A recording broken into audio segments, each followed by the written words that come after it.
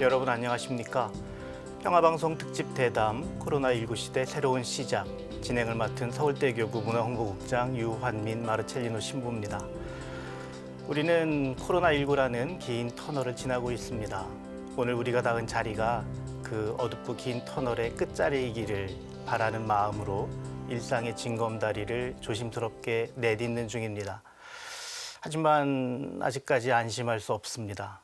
잠시 소강 상태를 거친 다음에 가을이 되면 또 유행할 수 있다는 전망도 나오고 있습니다. 코로나19와 같은 감염병은 더 이상 날벼락과 같은 위기가 아니라 일상이 될 수 있다는 경고가 여기저기서 나오고 있습니다. 그렇다면 인류와 사회 그리고 우리 교회는 앞으로 어떻게 대처해야 할까요? 코로나19가 인류와 교회에 남긴 숙제는 무엇이고 우리 가슴속에 남겨둘 이야기는 없는지 겸허하고 간절한 마음으로 지금부터 되돌아보겠습니다. 네, 오늘 먼저 이 시간 함께 해주실 우리 패널들 소개해드리겠습니다. 서울대교구 통합사목연구소장 양주열 베드로 신부님 나오셨습니다. 안녕하십니까. 안녕하세요. 네, SBS 기자 권종호 라파엘 기자 나오셨습니다. 네, 안녕하세요. 네, 반갑습니다. 시사평론가 겸 경희사이버대학교 겸임 교수 최영일 빈첸시오 교수님 나오셨습니다. 안녕하세요. 네, 오늘 바쁘실 텐데 함께해 주셔서 고맙습니다. 네, 코로나19의 영향 아래 있는 두 달을 저희가 지금 지냈습니다. 그 두 달 동안 정말 사회적으로 또 교회 안에도 또 개인적으로도 정말 많은 일들이 있으셨을 텐데 먼저 시작하면서 그 두 달 동안 각자는 좀 어떤 체험을 하셨는지 어떤 느낌을 좀 가지셨는지 간단하게 먼저 듣고 시작하면 어떨까 싶습니다. 네, 전 개인적으로 그 크리스마스 캐롤에 나오는 스크루지 할아버지가 됐던 것 같습니다. 왜냐하면 너무나도 당연하게 생각했던 우리가 함께하는 일상이 매우 소중하다는 것들을 깨닫게 됐던 그런 시간이었었습니다. 네, 네, 그러셨군요. 저는 올해 개인적으로나 업무적으로나 계획을 다 잡아놨었어요. 올해하고 네, 내년까지. 네, 올해는 네. 도쿄올림픽도 있고 뭐 국가적으로도 큰 행사가 많지 않았습니까? 네, 네, 네. 열심히 일하고 내년 여름에는 가족들과 함께 여행을 갈 생각이었는데요. 모든 계획이 다 수포로 돌아갔습니다. 그래서 아까 신부님도 말씀하셨다시피 진짜 사람이 한치 앞을 모르는구나. 네, 그리고 정말 그래요. 우리가 지금 매일매일 이 순간이 얼마나 사실 감사하고 행복한지를 미처 모르고 있었거든요. 그리고 이번 사태로 일상의 소중함을 다시 한번 깨달았습니다. 네, 특히나 이 권 기자님 같은 경우는 그 스포츠 계통 예. 기자셔서 스포츠 기자셔서 네.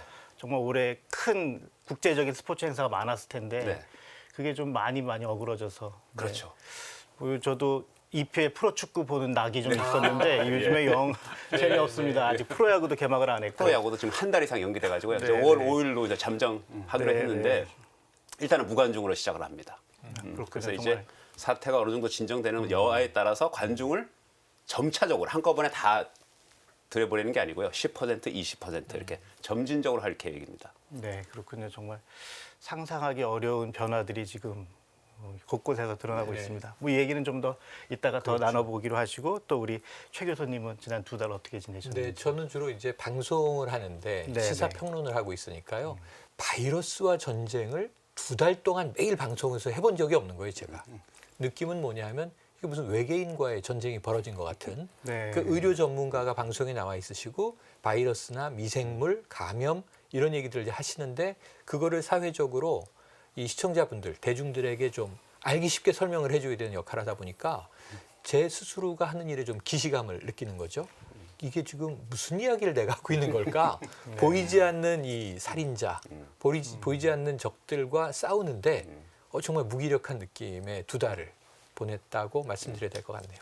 말씀해 주신 것처럼 지난 두 달 동안은 우리가 정말 생각해보지 못했던 여러 가지 변화를 우리가 살아왔는데 특히나 교회 안에서도 그 두 달 동안 저희가 정말 신자들과 함께하는 미사 없이 사순시기를 지내고 또 부활을 맞이하는 저로서는 정말 전무후무한 체험을 했었습니다. 아마 저뿐만 아니라 많은 신자들 또 관계되신 분들이 그런 체험을 하셨을 텐데 뭐라고 해야 될까요? 마치 그 어떤 겨울잠 좀 자고 이제 막 기지개를 좀 켜야 되는 순간이 온 것 같은 느낌인데 이 시간은 좀 어떻게 지내셨어요? 뭐 저는 본당에 있지 않아 갖고 이제 동창들이 현장에서 이제 사목을 했었을 때 처음엔 너무너무 당황을 했었었고 뭘 해야 될지 몰라 하는 이런 상황이었었습니다. 그래서 저는 이 사람들을 어떻게 도와주지, 어떻게 했으면 좋을까 하는 생각들이 들어갔고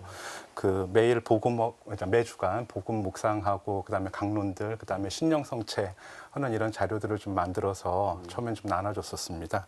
근데 이제 동창들도 이제 그런 것들을 계기를 삼으니까 차츰 자신이 받은 달란트를 찾아내면서 이렇게 개별적인 미디어를 활용을 해가지고서는 자기네들도 마찬가지로 신자들한테 그리운 마음들, 또 복음에 대한 묵상들, 또 어떻게 어려움들을 헤쳐나가야 되는지 이런 것들을 좀 만들어 나가더라고요. 그러면서 미디어를 통해서 소통하는 능력들이 향상하고 있는 모습들을 좀 볼 수 있게끔 됐고, 특별히 평화방송이 그 코로나19로 인한 두려움 그리고 뭐 단절감 이런 것들을 극복하는데 신앙생활에 많은 도움이 됐던 것들처럼 이렇게 바라보게 됐습니다. 네, 우리 양 신부님은 이제 사제로서 교구 성직자로서 이제 그런 시간을 소회를 밝혀주셨는데 두 분은 어떠셨어요? 신자로서 성당에 가실 일도 좀 많이 줄어들고 그러셨을 텐데. 저는 이제 그 세례를 받은 지 한 10년 됐는데요. 네. 거의 주일 미사를 빠진 적이 없습니다.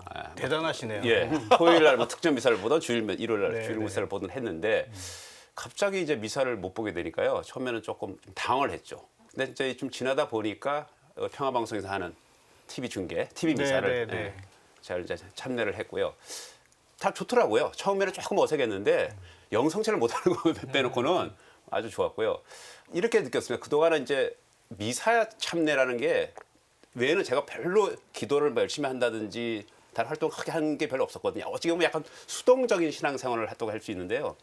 이번 사태를 계기로 평소에도 기도를 많이 드리고 그다음에 책도 많이 관련 책도 보는 그런 아주 반대로 생각하면 좀 좋은 계기가 됐던 것 같습니다. 예.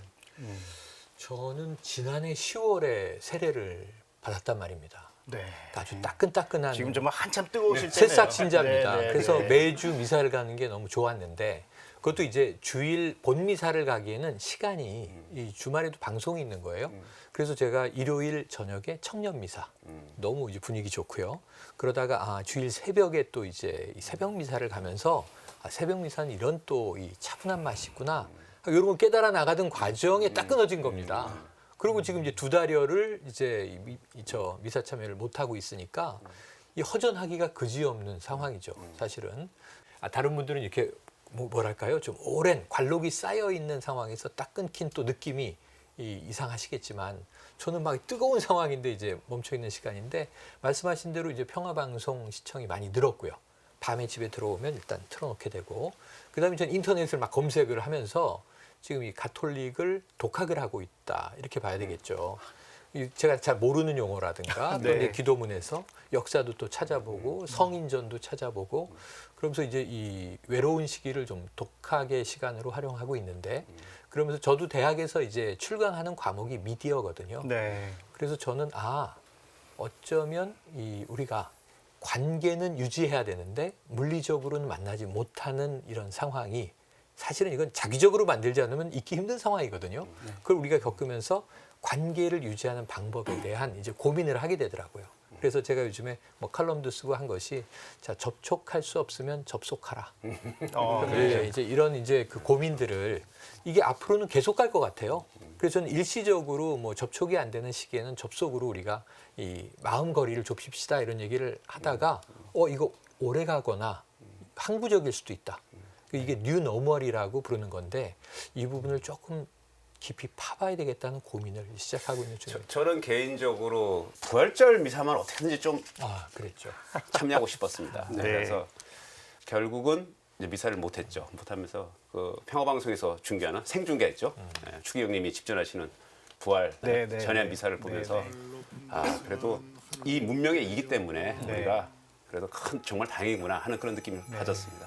부활 대축일 성야미사가 뭐 접속자가 뭐 한 10만 명이 넘을 정도로 네, 정말 좀 말씀 들으면서 이제 몇 가지 이제 또 더 얘기하고 싶은 것들이 이제 막 떠오르는데 우선 하나는 정말 이번 기회에 우리 가톨릭 평화방송을 이제 새삼스럽게 사람들이 이제 이 존재를 인식하고 또 이제 거기에 대해서 이렇게 고마워하는 어떤 그런 특별한 시간 지내면서 특별히 최 교수님 말씀하신 것처럼 비접촉의 시대에 정말 가장 아날로그였던 그 종교 신앙 생활이 어떻게 이 최첨단 문명을 만날 수 있고 또 이것에 서로 도움을 주고받을 수 있을지에 대한 어떤 질문이 좀 생겼던 것 같고, 또 하나는 우리 권 기자님 말씀하신 것처럼 사실 그리스도교 신앙의 핵심은 부활 신앙인데 그 부활을 기념할 수 없는 선택을 했단 말이죠, 교회가. 그러면 이제 이 사회 속에 교회가 어떤 식으로 더불어 살아갈 수 있는가, 또 더불어 살아가야 되는가에 대한 뭐 이런 시대적인 요청에 어떻게 적절하게 지금 부응하고 응답했는가에 대한 이야기도 좀 저희가 해볼 수 있을 것 같은데. 네, 우리가 이 코로나19 때문에 사실은 새로운 경험들을 했잖아요. 그러면은 그 새로운 경험들을 처음에는 어떻게 감당할 수 없게 그냥 새롭게 체험하는 부분들인데, 이런 시간들을 통해 갖고 우리가 했던 경험의 의미가 무엇인지를 한 번 더 정리를 해야 그 경험의 가치들이 생길 것 같습니다. 그런 면에서는 많은 분들이 미사가 중단됐다라는 이런 표현들을 많이 썼었어요. 그랬는데 실제로는 정확하게는 신자들이 참석하는 미사가 중단된 일들이었었고, 실제로는 본당에서는 계속 미사가 거행되고 있었던 상황입니다. 근데 신자들이 미사를 참석하지 못하고 또 신부님들이 신자 없는 미사들을 봉헌하는 일들은 매우 안타까운 일들이고 또 실로 중대한 상황이었습니다. 근데 이 중대한 상황이라고 얘기를 하는 게 뭐 미사의 물이 안 들어오거나 헌금이 안 들어가고 교회가 가난해지는 이런 것들 때문에 중대한 상황들이 아니라 한번 생각해 볼 문제가 있는 것 같아요. 어떤 것들이냐면 하느님이 전능하시다고 이야기를 하고 부족하신 힘이 없다고 얘기를 하고 거룩하다고 이야기를 하는데, 그렇다면 과연 인간의 예배가 하느님의 거룩함에 어떻게 기여할 것인가? 사실은 우리가 하느님이 우리의 예배를 필요로 하는 그런 존재가 아니라고요. 왜냐하면 우리가 기도를 하기 때문에 하느님이 더 거룩해지거나 영광스러우실 일들이 사실은 없잖아요. 근데도 불구하고 예배를 중요하다고 하는 이유들은 오히려 예배를 통해서 우리가 하느님하고 어떤 관계가 있는지를 드러내 보여주는 행위가 예배이기 때문에 예배에 반드시 나가야 되는 거예요. 가끔은 주일날 TV로 미사를 하는 것들이 우리가 주일 미사의 의무를 다할 수 있냐, 아니면 이게 대성이 될 수 있냐, 아니면 믿음으로 영성체를 하는 거고 실제로 몸을 영하는 거고 이게 무슨 차이가 있느냐 하는 이야기들보다 더 중요한 일들의 의미들이 있는 것들이고, 그럼에도 이렇게 중요한 일들을 두고 교회가 신자들이 참석하는 미사를 관면을 주고 신부님들끼리만 성당에서 참석하지 않도록 미사를 봉헌했다고 이야기를 하는 것들은 어쩌면 그 의미상 세상을 위해서 교회가 할 수 있는 일들이 무엇인가, 모든 이 감염에 대한 막연한 두려움들이라든지 단절감을 감수하면서조차도 우리가 이것들을 극복하기 위한 국민들의 노력에 교회도 함께 참석했다라고 하는 가치 있는 의미들인 것 같아요. 그래서 대성보다 우리가 더 중요한 일들은 하느님과의 관계들의 그 신호를 온라인을 만들어 갖고 우리가 소통할 수 있는 이런 것들이 좋은 방법일 것 같습니다. 네. 지금 말씀하신 걸 이어받아서 전 미디어 프레임 안에서 저는 되게 자랑스러웠던 게 있어요. 이 가톨릭이 200여 년 만에 처음으로 미사를 중단했다. 왜냐하면 사회적 거리두기에 동참하기 위해서다. 그럼 그 전달되는 느낌은 어떤 거냐면 가장 중요한 걸 멈춤으로써 더 중요한 것을 실천하고자 하는구나. 역사상 처음 있는 일이구나. 그 대척점에 신천지가 있어요. 31번 확진자부터 우리 사회가 패닉에 빠지는 거죠. 30명으로 한 달 동안 관리해와서 이 정도면 우리가 괜찮나 하는 순간, 인간이 교만한 순간에 예상치도 못했던 일이 터지면서 그때부터 이제 2월 29일에는 거의 900명 가까운 하루 확진자가 나옵니다. 그러니까 지금 우리가 이탈리아나 스페인을 보던 장면을 그때 전 세계가 우리나라를 중국 다음이 우리였으니까요. 그러면서 이제 거기 이제 신천지라는 종교가 오버랩이 돼 있는 거예요. 네. 거기에 대해서 앞으로 두고두고 여러 가지 우리가 분석을 해야 될 거라고 보는데, 그래서 이제 이 세상 사람들이 종교를 보는 거죠. 저 종교는 지금 우리를 위해 싸우고 있다. 저 종교는 종교가 무엇이관데 사회에 저렇게 의도는 하지 않았겠지만 해를 끼치는 일을, 집회를 저렇게 했어야 할까? 집회를 저렇게 멈추는 건 무슨 의미인가? 이 굉장히 대조적으로 비춰졌거든요. 그래서 언론을 통해서 이 여러 종교들의 컨트레스트가 상당히 적나라하게 이 국민들에게 전달이 됐는데 그런 점에서 저는 뉴스를 전하면서도 아, 내가 가톨릭을 선택한 건 참으로 잘한 것이구나 이런 뿌듯함을 혼자 느꼈습니다. 아, 네. 신천지로 안 가기 얼마나 다행인지요. 네. 저도 같이 뿌듯해집니다. 네, 우리 권 기자님은 어떠셨습니까? 사실 제 주위에 이제 신자 중에는 이런 말을 한 사람도 있었습니다. 사실은 이 부활절 미사는 해야 된다. 그렇지 않습니까? 그런 의견이 있었겠죠. 어떻게든 아무리 감염의 우려가 있더라도 마스크를 끼고 방역 준비를 하고 해야 된다 이렇게 말하는 사람이 있는데요. 종교는 결국 저는 그렇게 봅니다. 이 사회하고 떨어질 수가 없거든요. 항상 그 시대에 이 사회가 가장 중요시하는 가치를 저는 종교가 실천해야 된다고 보는데 3월, 4월 이 시간에 이 시대의 가장 가치는 결국 우리 국민들의 건강 아니겠습니까? 그래서 저는 그 우리 카톨릭 교회가 정말 그 큰 고뇌 찬 결단을 내렸다고 보고요. 그런 점에서 우리 국민들도 많이 아주 그 동감을 표시하고 아마 지지를 보낼 거라고 그렇게 생각을 합니다. 네, 가장 중요한 가치가 이제 건강이다라고 말씀하시면 이제 조금 조심스러울 수도 있는데, 네. 근데 이제 그것보다는 이제 이웃과 함께하려는 어떤 그렇죠. 마음이었던 거죠. 그러니까 이제 이런 것들이 이 가톨릭 교리 안에 이제 뭐 사회 교리라든지 뭐 이런 것들이 있거든요. 세상과 어떻게 관계를 맺고 연대할 수 있는가. 근데 이게 그동안 이걸 설명하기 위해서 많은 애를 썼는데 이 2달이 어쩌면 살아있는 그 교육의 시간이지 않았나. 맞습니다. 사회와 더불어 살아가는 거, 연대하고 어떤 공동체로서의 느낌을 갖게 하는 그런 부분에 있어서는 좀 매우 특별한 체험이었다는 생각이 좀 들고 어떻게 보면 신자 없는 텅 빈 성당에서 미사를 하는 신부처럼 쓸쓸한 사람이 없는데 뭐 양 신부님도 이제 유학 중에 그렇게 아무도 없는 빈 방에서 미사하셨을 때고 저도 이제 그랬던 적이 있지만 그거랑 좀 다른 차원에서 어떻게 보면 함께 짊어져야 할 어떤 그 예배의 의무랄까 그 몫이 있는데 그것들을 이제 교회가 다른 차원으로 이제 대신 좀 짊어지고 이렇게 다른 분들은 이제 댁에서 어떤 식으로든 참여하든 간에 그렇게 하는 모습이 좀 약간 좀 숭고할 수도 있겠다. 이제 이런 생각도 좀 들었었던 것 같습니다. 그렇게 특별한 시간을 지내고 있고 또 이런 체험이 서두에도 말씀하셨지만 너무 당연하고 너무 일상적이어서 그 가치를 잘 몰랐던 어떤 것들에 대한 재발견으로 연결이 되겠죠. 우리가 늘 지낼 수 있었던 미사라든지 우리가 성당에 가서 이렇게 잠깐 기도할 수 있었던 게 얼마나 우리에게 큰 위로가 됐었는지. 네. 진행자가 이렇게 말을 많이 하는데. 좋은데요? 빠져들고 있었는데. 아닙니다.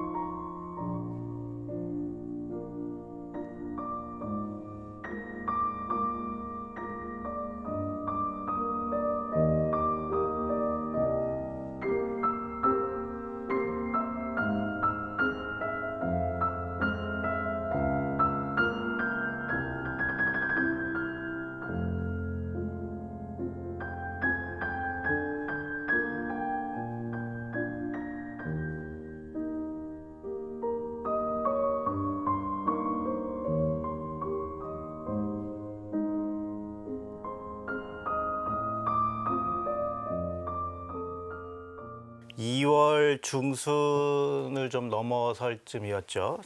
코로나19 확진자가 대구 지역을 중심으로 이렇게 막 걷잡을 수 없이 확산되고 있을 때 우리가 모두 당황하고 사회적 갈등이라든지 또 뭐 혐오, 뭐 혼란 이런 걸 야기했었는데 그즈막에 대한 어떤 반출할까? 좀 지난 시점에서 돌아보는 성찰이랄까? 그런 건 좀 어떠실까요? 지속되고 있는데요. 네. 그 우리가 모르던 새로운 적인 거예요. 그래서 전문가들이 나와서 이야기를 하는데 다 몰라요. 결론은. 모르겠다. 이런 특성도 있고 저런 특성도 있고 그러면서 인간의 특성이 지나간 과거에 경험했던 것만을 토대로 새로운 것을 바라볼 수밖에 없구나. 네. 그래서 나오는 얘기가 사스 있었죠. 신종플루 있었죠. 뭐 메르스 있었죠. 우리나라에 들어오진 않았었지만 서아프리카에 에볼라가 있었죠. 또 한참 이 브라질 올림픽이 있었을 때는 지카 바이러스라는 게 네, 있었는데 네, 이때 네. 그 남미 가는 거 굉장히 두려워했거든요. 왜냐하면은 임산부가 머리가 작은 아이를 낳을 수 있다 이런 이제 징후가 있어서 굉장히 이제 위험하게 느껴졌었는데 이런 21세기 들어와서 이 바이러스를 쭉 나열해 놓고 그럼 이 코로나19는 어디에 놓여지는 녀석이냐? 근데 아무도 모르는 거죠. 감염력이 뭐 사스보다 높다 낮다. 혹은 이게 비말 전염이냐, 뭐 공기 전파냐. 이것도 굉장히 좀 공포감이 다르고요. 이게 몇 주면 되겠지. 그러다가 몇 달이면 되겠지. 그런데 이게 1, 2년쯤 더 간다고? 그래서 나온 얘기가 뉴 노멀이에요. 우리가 이제 기독교에서 이 기력을 할 때 뿌듯한 게 이 비포 크라이스트냐, 아노 도미네냐인데 이제는 이제 BCAC, 비포 코로나, 애프터 코로나, 애프터 코로나 쭉 간다. 그러니까 우리가 이 전 시대로 돌아갈 수 없다. 역사가 단절됐다. 이런 얘기를 하는데 이게 바이러스를 알면 알수록 그런 것 같다. 그래서 저는 이렇게 생각을 합니다. 19세기, 20세기 초반에 인간이 자연을 정복하고 영토를 정복하려고 이 제국주의가 식민지화 현상이 벌어졌었는데 지금은 어떤 이유인지 모르지만 이게 여기도 이제 신의 섭리가 있을지 모르겠습니다만 바이러스가 인간을 식민지화하기 위해서 덤벼들고 있구나.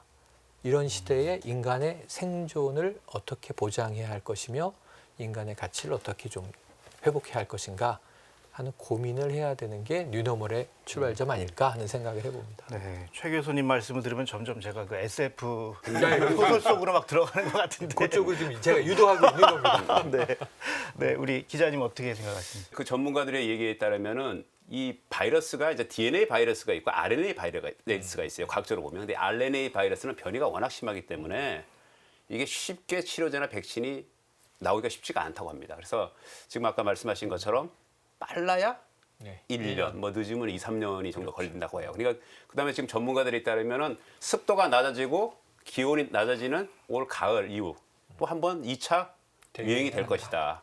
그래서 이 코로나가 지금 끝난 게 아니다. 계속된다. 자, 그러면 이제 우리가 뭘 해야 될 거냐가 남는데요. 지금까지 이제 국가의 능력을 보통 이제 그 평가할 때 군사력, 경제력 뭐 이런 걸 하지 않았습니까? 근데 지금 외국 학자들에 따르면 이제는 방역 능력도 아주 중요한 능력이 하나다. 이 프랑스거든 카페 주인이요. 그 100년 넘은 가게가 하나 있었는데 파리예요. 2차 대전 때도 영업을 했다고 합니다. 폭격 때만 폭격이 있으면 못 하는데 폭격이 매일 있는 게 아니기 때문에 폭격이 없을 때는 영업을 했는데 이번 코로나 사태 때는 완전히 문을 닫았다고 해요. 어떻게 보면 이게 전쟁보다 더 무서운 상황이죠. 네. 저도 이번에 새삼 깨달았습니다. 사람들이 우리가 경제 뭐 이런 게 전부 다 모여서 하는 거구나. 이렇게 떨어져 있고 이게 단절이 되면은 경제 활동이라든지 사회 활동, 문화 활동이 다 전면 중단되는구나 하는 걸 처음 알았거든요. 그러면 이제 이 코로나가 아직 완전히 종식되지 않은 상황에서 만약 2차 가을에 재유행이 한다고 했을 때 우리는 지금 어떻게 대처해야 될까? 지금부터 아까 뭐 경제적으로는 언택트 지금 산업이라 그러죠. 그런 것도 준비를 해야 되고요. 뭐 스포츠계, 문화계도 과연 예전처럼 그렇게 많은 관중, 수만 명의 관중이 무더운 말이 여름날에요. 모여서 같이 응원하고 할 수 있을까? 그러면 어떤 대책을 세워야 되지? 여기에 대한 고민을 좀 해봐야 될 때가 아닌가 이렇게 생각이 듭니다. 네. 그렇군요. 새로운 질문과 도전 앞에 있는 건 맞는 것 같습니다. 그 양신부님, 그 지금은 그래도 우리나라나 우리 사회가 좀 많이 이렇게 자리를 잡아가고 안정이 됐습니다만 그 아까 말씀 시작했던 그 2월 중순만 해도 좀 막연한 불안과 뭐 어떤 공포 거기에서 따르는 희생양 찾기 막 이런 게 있었는데 그게 어떻게 이렇게 극적으로 지금 이렇게 될 수 있도록 정리될 수 있는 계기 같은 게 혹시 있었다면 뭐였을까? 이런 말씀 혹시 하실 수 있을까요? 좋아요. 저는 사실은 코로나 전문가나 뭐 의사들도 아니고 뭐 미디어나 아니면 스포츠 이런 것들에 대해서는 잘 모르고 뉴스가 전해주는 이야기들 또 제가 겪는 상황들을 가지고서는 코로나를 이해하기 시작을 했었던 상황입니다. 어차피 전문가들도 다 모르는 새로운 상황이었었지만 그 새로운 상황에서 발견되는 정보들을 가지고 제가 바라보게끔 됐었는데 제 눈에 왔던 것들 중에서는 대한민국에 대한 자부심 아까 네, 말씀하셨지 그렇죠. 않습니까? 근데 그 표현들 중에서 제가 놀랍다라고 생각을 했었던 것들이 그 중앙대책 방역 본부장님이신가요? 그분이 나오셔갖고 한참이 시간이 지나고 난 다음에 하셨던 말씀들이 국민들의 적극적인 노력으로 우리가 이것들을 갖다 극복하면서 진전된 상황들을 갖게 됐습니다. 국민들의 협조에 경의를 표합니다라는 이런 단어들을 사용을 하시더라고요. 그것들이 국민의 품위들을 올려주는 그런 태도였었다고 생각들이 듭니다. 어떻게 우리가 극복을 했는가라고 했을 때 제가 밟았던 스텝들은 방역 당국이 투명한 정보 공개를 했다는 게 가장 큰 힘의 출발점이었었다고 그렇죠. 생각이 듭니다. 그리고 전문가들이 제시하는 기준, 그러니까 모든 정보가 다 좋을 수 없는데도 불구하고 전문가들이 제시하는 올바른 기준들을 제시를 했을 때 정보를 판단하는 능력들이 국민들한테 생긴 것 같고 또 한 가지는 정치적인 실수들이 여러 가지가 있었어요. 워낙 그 새로운 상황이었으니까. 근데도 불구하고 변명하기보다는 그것들을 실수를 인정을 하고 극복하는 노력들의 태도들을 보여줬던 것들도 중요하다고 생각이 됩니다. 그래서 새롭게 할 수 있는 기회들을 제공받았다는 생각들도 듭니다. 그리고 책임을 지는 책임자들이 제시하는 공동의 목표, 우리가 이런 기준이 된다 그런다면은 뭐 이제 생활 방역 체계로 넘어가겠습니다라든지 아니면은 우리가 선거를 통해 갖고서는 선거 때 이렇게 해주십시오라고 하는 제시들을 얘기를 했었을 때 국민들이 거기에 동참을 하면서 공동의 목표들을 성취해냈었을 때 얻는 자신감들 이런 것들이 있었다고 생각이 들고 그래서 이 억압하는 권력이 아니라 봉사하는 권력에 대한 시선들을 국민들이 갖게 된 것 같아요. 그러다 보니까 자신이 할 수 있는 좋은 일들을 찾아서 하기 시작을 하는 거예요.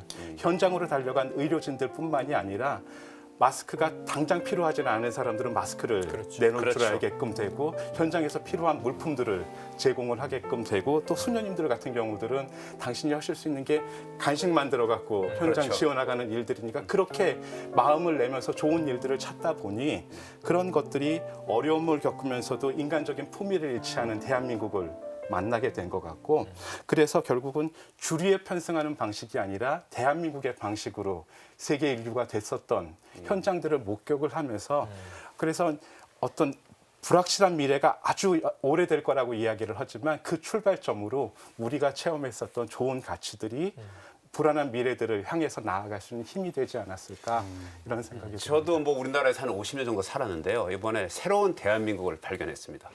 네. 네.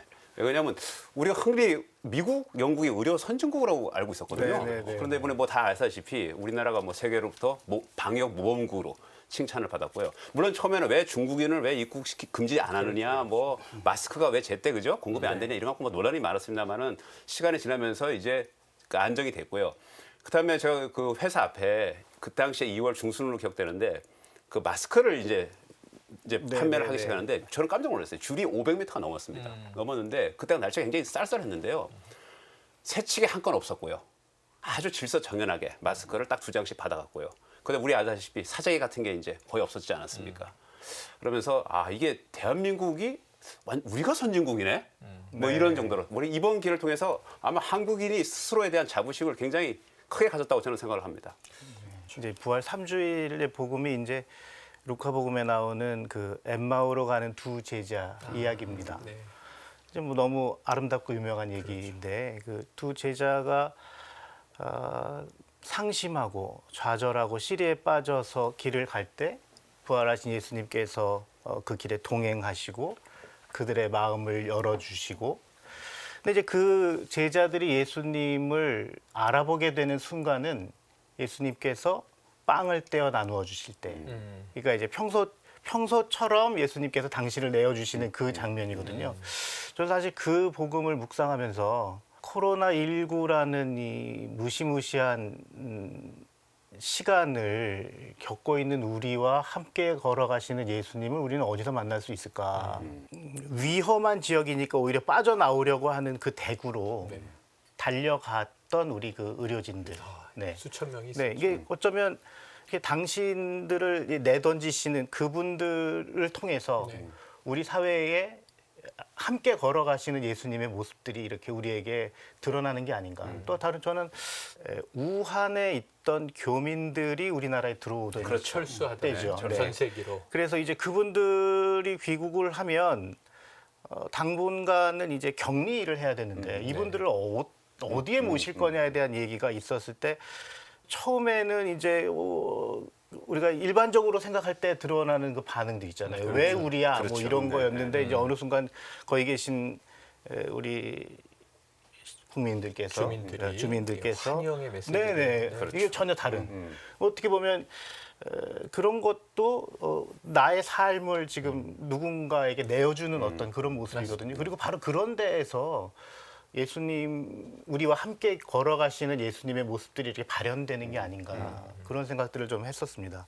어쩌면 우리가 이 어려움을 겪고 있지만 그 가운데에서 오히려 우리 곁에 살아계신 예수님, 우리와 함께하신 어떤 하느님의 어떤 의지들이 새롭게 우리를 일깨워주고 그것들이 우리를 오히려 고통을 통해서 또 한편으로는 성장시켜주는 그런 시간이 아닌가 이제 그런 생각이 좀 들기도 하는 순간이었습니다. 네. 어떠세요? 이제 이게 요즘에는 요 며칠 새 신규 감염자가 이제 한 자릿수고 뭐 이제 사망자도 이제 없고 뭐 이런 수준인데 정말 이게 잘 정리가 돼서 우리가 한 고비를 넘기게 된다면 그 다음 시간은 우리가 어떨까요? 아까 최 교수님께서 비포 애프터 코로나를 말씀하셨는데 뉴 노멀 이전으로는 돌아갈 수 없다. 그렇죠. 여러 측면에서 우리는 어떤 변화를 맞이하게 될까요? 저는 이제 두 가지가 아주 이 아이러니한 상황이 동시에 벌어졌습니다. 하나는 아까 말씀하셨는데 공상과학으로 흘러가는 측면이 있고요. 하나는 오히려 더 원초적으로 돌아가는 측면이 있는데 이 하나는 이거죠. 지금 저희 아이가 고3이에요. 근데 학교를 안 가요. 이제 생각을 해보세요. 5월인데 고3이 학교를 안 간다? 이거 상상 못했던 일이죠. 저희 때는. 그 온라인 상으로 모의고사도 쳤고요. 이제 지금 한 학기가 온라인으로 갈 판이에요. 자, 그런데 이런 뭐 재택근무, 웬만하면 이제 국제 회의들도 이제 원격 화상 회의죠. 사람들이 안 움직입니다. 물리적으로는. 하지만 만나고 소통은 해요. 커뮤니케이션 더 활발해져요. 그래서 저도 보면 단톡방이 훨씬 활성화됐어요. 말들이 많아요. 저희 부모님도 어머님도 계속 저 카카오로 말씀을 많이 하세요. 그런가 하면 원초적인 건 뭐냐 하면 이 물리적인 생명, 육체의 생명을 지키는 방법이 매우 간단해요. 세 가지인데 마스크를 하세요. 저 마스크 쓰고 다니는 게 습관이 됐죠. 두 번째, 수시로 손을 씻으세요. 제가 좀 더러운 편이었어요. 근데 하루에 한 10번, 20번 손을 씻으니까 이제 손이 트는 거죠.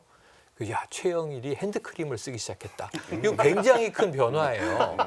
그 세 번째로는 거리를 둔다. 접촉하면 감염된다. 최소한 접촉하면 감염 위험성이 높아진다. 이거는 그냥 과학입니다. 그러니까 접촉을 최대한 피하고 거리를 둔다. 이 앞으로 쭉 갈 거거든요. 그러니까 하나는 물리적으로 내 생명과 타인의 생명을 보호하기 위한 이 미묘한 이제 이 거풀 씌우기, 제 느낌으로는. 네. 또 하나는 이 물리적이지 않은 디지털의 네트워크 속에서 우리가 끊임없이 마음을 나누고 정보를 교환하고 소통하기. 이 두 가지가 공존하는 게 우선 뉴노멀의 특징인데 그것을 뭘로 묶어줄까가 지금 저희 고민이에요. 그게 교회가 해줘야 되는 것 아닌가? 이게 역설이지 않습니까? 자, 물리적으로는 거리를 두는데 마음 거리는 좁히세요. 이 요구거든요. 그럼 이게 어떻게 가능하지? 이게 유체 이탈인가? 뭐 영육이 다른 건가? 그래서 저는 이제 제가 가르치는 미디어 커뮤니케이션에서는 이걸 유비쿼터스라고 부르는데 어디에나 존재한다. 이게 사실은 신적 존재를 표현하던 그리스어가 디지털 시대에 원용됐던 표현이거든요. 그럼 이 유비쿼터스에 대한 좀 뭔가 정체성을 규정해 주는 것은 교회의 몫이 아닌가 하는 생각을 해보는 거예요. 엄청난 숙제인데 양신부님 이거 어떻게 풀 거예요? 네, 좀 열심히 좀 생각을 좀 해보고 지금 저도 당장 뭐 드릴 말씀들 이런 것들은 없는 것 같아요. 없는 것 같지만 그럼에도 불구하고 이렇게 그 조금 중요한 부분들이라고 생각이 드는 것들은 우리가 어떤 것들을 바라봤었을 때 실수를 하는 경우들이 있거든요. 실수를 하는 대부분의 원인들은 그것들에 대해서 잘 알지 못하기 때문에 그리고 다른 욕심이 있기 때문에 엉뚱한 선택들을 하게 되는 것들이에요. 근데 안다고 생각하기 때문에 잘못 선택하는 거. 유럽이 가지고 있었던 이 마스크를 쓰면은 조금 불편했었던 자기들만의 사고방식을 가지고 그것들을 끊임없이 거절하다가 결국은 그렇지 않았다고 하는 상황들에 직면하면서 어려움들에 처하게 되는데 결국은 무지와 욕심들이 어떤 함정에 빠지는 원인이었다면 잘못이 없었다 하더라도 그렇다면 변화될 세상을 이야기를 하면서 조금 더 신중했어야 되겠다. 더군다나 급한 상황이기 때문에 급하게 정하게 나가고 그다음에 유명한 학자들이 얘기를 하는 것처럼 우리가 급하게 정한 이 상황들이 앞으로의 원칙이 될 거라고 하기 때문에 조금 더 신중해야 된다 하는 이야기들을 하는데 그런 면에서 무지를 벗어나는 지혜의 필요성들이 대두됐다고 생각이 들고요. 그 지혜를 통해 갖고서 우리가 했었을 때 교회 안에서 특별한 방식들이 있습니다. 뭐냐 하면은 공동 합의성이라고 표현이 되는 일들인데 간단하게 이야기를 하면은 모든 사람이 관련돼 있으면 모든 사람의 의견을 들어야 된다는 거예요. 그래서 정말로 사람들이 가지고 있었던 각자의 체형과 목소리 안에서 지혜를 찾아내는 방법들이 필요한데 우리가 어떻게 지혜로워질 수 있는가? 첫 번째는 마음을 다해서 귀 기울여 듣는 것. 또 한 가지는 귀 기울여 듣기 위해서는 상대방의 권리를 존중해야 되는 부분들인 것 같아요. 권리를 존중해 주지 않으면 귀 기울여 듣지도 않고 현명해질 수도 없는 것. 하지만 누군가의 욕심이 항상 다 옳지는 않거든요. 그러면 우리가 가지고 있었던 선한 공동의 목적들을 설정을 했었을 때 귀 기울여 듣고 생겼던 상대방의 권리를 존중하면서 우리가 공동의 선으로 나아갈 수 있는 방법들이 될 것 같습니다. 지금 아까 그 최 교수님이 BC, AC, 비포 코로나, 애프터 코로나인데 이렇게 이제 주장하는 사람들의 논거, 우리 정세균 총리님도 얘기를 하셨습니다만 옛날로는 완전히 돌아가기는 어렵다. 자 이렇게 보는 사람들의 주장에 따르면은 지금 저희 애도 고3입니다. 입생인데요. 아이고. 온라인 강의를 해요. 받아요. 보고 있는데 처음에는 좀 어색했는데 하니까 또 해볼만하다. 괜찮다는 반응이에요. 그래서 지금 유발 하라리 같은 세계적인 학자들도 대학도 마찬가지다. 이제는 온라인 강의가 일상화될 것이다. 그렇죠. 그렇게 이렇게 되면은 어떤 이제 또 부작용이 생기냐면 지금 벌써 미국 사람들을 대상으로 여론조사를 했습니다. 자, 코로나가 만약에 어느 정도 가라앉으면 내년에 유럽 여행을 가든지 스포츠 경기를 보러 가실 겁니까? 이렇게 물었어요. 영화 관람을 하러 가실 겁니까? 대형 극장을 갈 거냐고 물었을 때 7, 80%가 안 가겠다고 대답을 했습니다. 큰일이네요. 네. 자, 이렇게 이제 이 시대가 완전히 달라질 것이다. 이렇게 주장하는 사람도 있는가 하면 미국의 또 다른 석학은 아니다. 자, 메르스 사스도 마찬가지다. 1, 2년 정도만 그렇지 몇 년이 지나면 사람은 결국 사회적 동물이기 때문에 다시 옛날로 돌아간다. 이렇게 이제 주장하는 사람이 있는데요. 여기서 좀 중요한 거는 그럼 만약에 옛날로 완전히 못 돌아갔다고 가정을 하면 돌아가면 문제가 없겠지만 했을 때 우리 천주교회는 어떻게 지금 준비를 해야 될까? 우리의 신앙은 또 어떻게 그러면 시대 상황에 따라서 어떤 마음의 준비를 해야 될까? 저는 이게 상당히 중요한 화두라고 생각합니다. 결국은 코로나19가 진정이 된다 하더라도 막연한 두려움과 단절감은 여전히 존재한다는 거예요. 그렇다고 그런다면 여기서는 일어서는 용기와 준비가 필요한 것 같습니다. 그렇기 때문에 항상 나오는 얘기가 결국은 개인 방역과 집단 방역에 대한 이야기들을 여전히 나오는 일들이고 근데 저희 천주교회는 모든 그 교구가 지역으로 나눠져 있습니다. 그리고 거기에 책임자가 본당 신부님들이 계신데 그렇죠. 이 본당 신부님들이 조금 더 깨어있는 그 준비를 해갖고서는 방역 책임자가 될 수 있다면 공동체에 대한 어떤 신뢰감들을 가질 수 있게끔 됐었을 때 누가 오더라도 이게 마찬가지로 이게 국제사회로 만약에 전개가 된다 그런다면 각 국가가 자기 내적인 자신감들을 준비할 수 있는 것들을 갖추고 지역의 공동체의 어떤 그 자신감들을 갖게끔 됐을 때 신뢰가 구축될 수 있을 거라고 생각이 듭니다. 여기에 한 가지 더 필요한 거는 이 일이 우리의 일이라는 생각들을 가져야 될 것 같아요. 이게 공공병 확진자라고 얘기를 하면 두려움의 대상이지만 그 사람이 나하고 연관 있는 어떤 누구라고 얘기를 한다면 감염이 될 거냐 안 될 거냐 문제가 아니라 이것들을 극복하는 방법들을 찾으려고 들 거라고요. 그래서 어디는 준비가 됐고 어디가 준비가 안 됐으면 이건 준비가 안 된 거예요.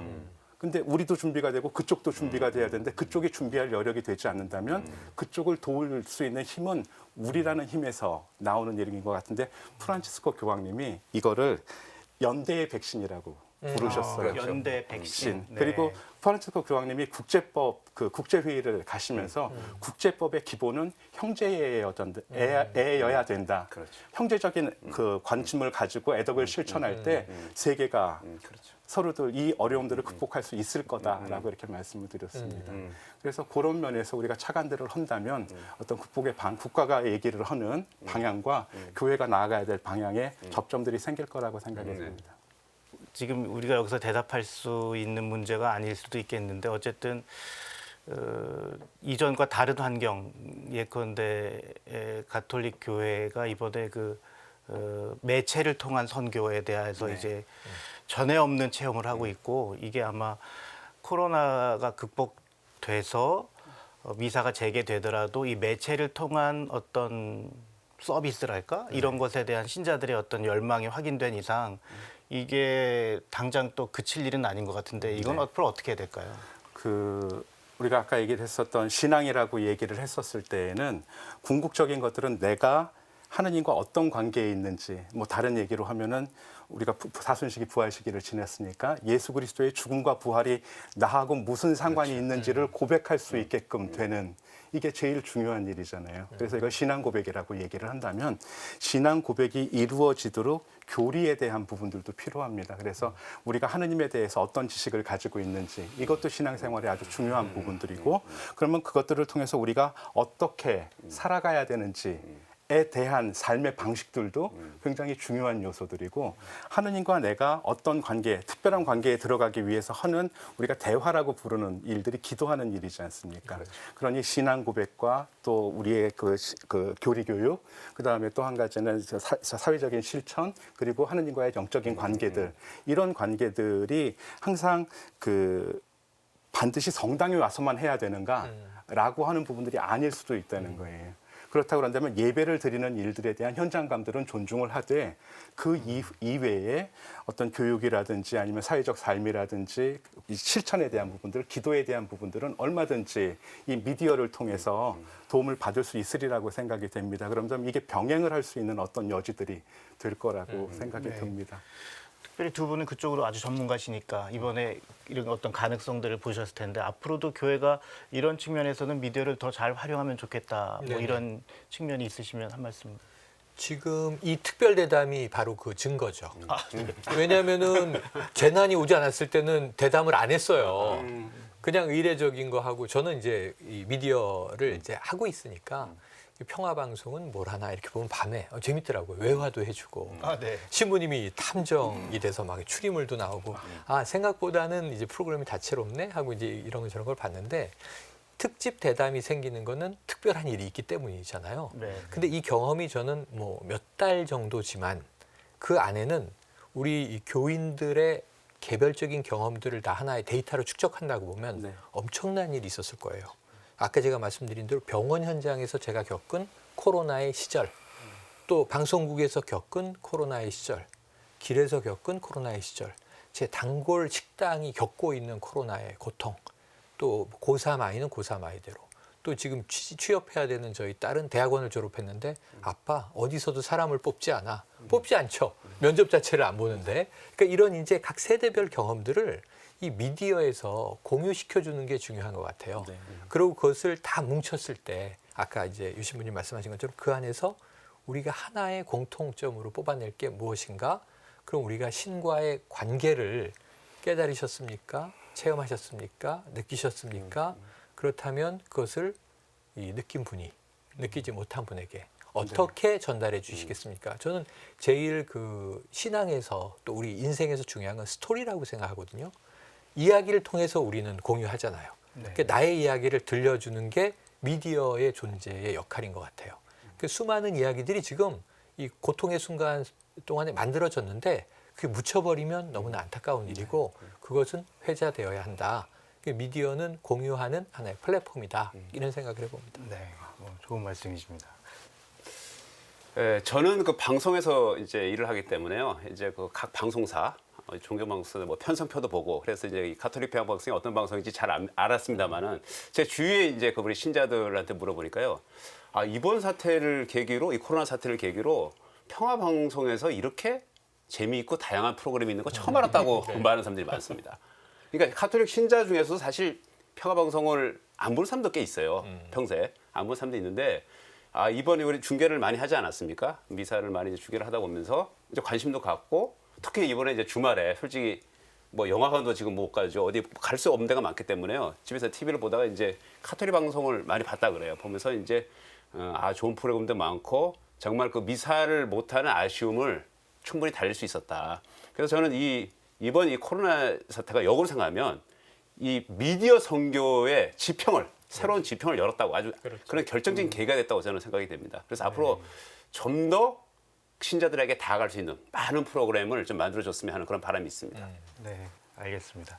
아까 우리 양주열 신부님께서 듣는 게 중요하다 뭐 이런 말씀하셨는데 저도 뭐 이런 진행 처음 하는 거지만 이렇게 세 분 말씀을 듣다 보니까 이제 시간이 이제 갈 만큼 간 것 같아요. 네. 이제 마칠 시간이 된 것 같은데 하여튼 덕분에 아주 즐거운 시간이었습니다. 이제 마치면서 이게 뭐 앞으로도 다시 올 시간이라는 좀 마음 아픈 예언 같은 뭐 예견이 되는 부분이라 이 시간을 지내고 또 앞으로 다시 이런 시간을 만나게 된다면 그때는 우리가 좀 더 어떻게 하면 좋겠다 이런 정도의 말씀으로 이 자리를 이제 마치면 어떨까요?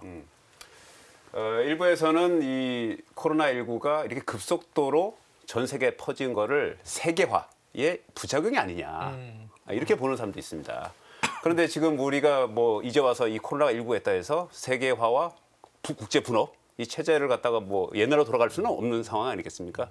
저는 오히려 이럴 때일수록 세계 각국이 더욱더 힘을 합치고 갖고 있는 정보를 투명하게 공개해야 된다고 봅니다. 그래서 지금 어디 가나 아무래도 여러분들 많이 보셨을 거예요. 2m 이상 떨어지라고 사회적 거리두기 했는데 물리적으로는 2m 이상 뭐 떨어져 어쩔 수 없이 뭐 그런 부분이 있다고 하더라도요. 우리 마음만은 더욱더 가까워져야 되지 않냐. 그래서 교황님이 말씀한 연대의 힘이 무엇보다 중요하다고 생각이 됩니다. 네. 제가 이제 평화방송에 나와서 오늘 좀 뿌듯한 점이 있어요. 네. 왜냐하면 저는 대한민국 방송국의 이 미디어에서 프로그램에서 이야기하는 뉴스 해설가 이렇게 이제 제 역할을 규정하고 있는데 이 중요한 건 뭐냐면 지금 국가 단위로 코로나와 싸우고 있단 말이에요. 근데 미국이 코로나를 밀어내요. 하지만 이 코로나는 브라질에 있다가 다시 올라옵니다. 남쪽으로 내려갔다가 추워지면 다시 오죠. 네. 또 이게 아메리카 대륙에서 밀어내요. 그 유럽으로 갔다가 이 아주 정확하게 바이러스가 너무 정확하게 빅데이터로 동선 분석을 해보면 자주 가는 지역에 딱딱 떨어지는 거예요. 중국인이 자주 가는 이탈리아 북부 네. 거기서 창궐 하고 밀라노. 스페인 사람들이 많이 오는 미국 뉴욕에 딱 떨어지고 아주 정확하게 이동하거든요. 그러니까 국경 밖으로 바이러스를 밀어냈다고 승리한 게 아니다. 이 지구촌 어딘가에 한 줌의 이 바이러스가 살아있는 이상 언젠가 다시 퍼진다는 거예요. 그래서 이제는 국경을 넘어선 대응을 요구하는 거예요. 아까 말씀하신 대로 국제연대. 근데 그걸 얘기한 사람이 전 딱 뉴스에서 2명을 봤습니다. 하나는 문재인 대통령과 통화한 빌 게이츠, 마이크로소프트 창업자고요. 한 분은 프란시스코 교황님이에요. 그러면 이런 경우에 우리가 뭔가 자각을 좀 해야 되는 것 아닌가? 국경을 넘어설 수 있는 조직은 어디가 있는가? 하나는 교회고요. 지금 하나는 기업이에요. 다국적 기업. 근데 이제 국제연대를 이야기하는데 아직도 우리는 국가라는 단위를 우리의 개념은 벗어나지 못한다. 그래서 우리 교회가 지금 지구 생명체들을 좀 이 코스모폴리탄으로 세계 시민으로 만드는데 이끌어야 할 리더십을 갖고 있다면 이건 굉장히 중요한 시대적 소명이 아닌가 하는 생각을 해보면서 다음에 또 바이러스가 오면 우리 특집 대담 모이겠죠. 자 이제 코로나 20일 어떻게 극복할까 이야기를 하겠습니다 하면은 안 모여야 되죠. 네, 안 하고 싶은데. 지금 요걸 이제 오늘 나눈 이 우리의 공유를 기반으로 그렇죠. 우리가 더 나아져 있기를 기대해 봅니다. 네, 알겠습니다. 감사합니다. 우리 양 신부님. 저는 이런 어려운 상황들이 됐었을 때 가장 어려운 사람들은 사실은 뭐 자영업자들도 말씀하시지만 또 한편으로는 하루 벌어 먹어서 하루 벌어서 하루 먹고 사는 그 정도의 사람들이 이 사회적 거리두기 그다음에 모임과 집회를 갖다가 차단했었을 때 가장 먼저 피해를 받는 사람들이라고 생각이 됩니다. 인류의 미래가 어떻겠습니까? 라고 하는 질문을 받았을 때 노암 촘스키라고 하시는 분이 인류의 미래는 밝을 거다라고 얘기를 하셨다고 얘기를 하면서도 인류의 미래가 밝은 이유는 가난한 사람들을 돌봤기 때문에, 약한 것들을 돌봤기 때문이라고 얘기를 한답니다. 왜냐하면 끊임없이 약한 생명은 밀려나갈 수밖에 없고, 그 밀려나간 사람들이 기득권을 가졌던 생명체 주류가 흥했다가 멸하고 난 다음에 다시 그 자리를 돌아가서 살았다고 얘기를 하시더라고요. 그런 것처럼 사실은 이런 상황이 되면 넉넉한 사람들보다 부족한 사람들이 더 어려울 거예요. 그렇죠. 하지만 가난한 사람이 살지 못하는 세상은 부유한 사람도 살 수 없는 세상일 겁니다. 한 몇 달 더, 몇 년 더 견딜 수 있을지 모릅니다. 하지만 그들이 살 수 있는 세상이 돼야 모두가 살 수 있는 세상이 될 수 있다고 생각이 되기 때문에 그렇습니다. 글로벌한 관점들도 중요하지만 이 상황 안에서 가장 어려운 임을 겪고 있는 그들을 놓치지 않는 우리의 시선들이 그 연대의 기본이라고 생각이 됩니다. 고맙습니다. 네. 오늘 세 분 아주 감사합니다. 너무너무 네. 감사합니다. 네. 마쳐야 될 시간이 된 것 같습니다. 코로나19는 우리에게 많은 변화와 깨달음을 가져다 주었습니다. 당혹감에서 벗어나지 못한 우리 앞에 이미 제2, 제3의 코로나19 시대가 예고되고 있는 것도 사실입니다. 어떻게 보면 코로나19 시대는 더 이상 종식의 대상이 아니라 우리가 익숙해져야 할, 안고 더불어 살아야 할 대상인지도 모르겠습니다. 함께 미사를 지내지 못하고 또 사회와 국가가 멈추면서 그동안 당연해서 감사할 줄 몰랐던 우리 일상에 대해서도 생각해보고 미처 살피지 못했던 우리 사회의 사각지대까지 한번 살펴봤습니다. 짧은 시간이었지만 지난 2달여간의 성찰과 포스트 코로나 시대에 대비한 다짐의 시간이 되셨으면 하는 바람입니다. 가톨릭 평화방송 TV 특집 대담 코로나19 시대 새로운 시작, 지금까지 함께해 주신 서울대교구 통합사목연구소장 양주열 베드로 신부님, SBS 권정호 라파엘 기자님, 시사평론가시고 또 경희사이버대학교 겸임 교수이신 최영일 빈첸시오 교수님, 고맙습니다. 저는 서울대교구 문화홍보부장 유한민 마르첼리노 신부였습니다. 오늘 감사합니다. 네, 고맙습니다.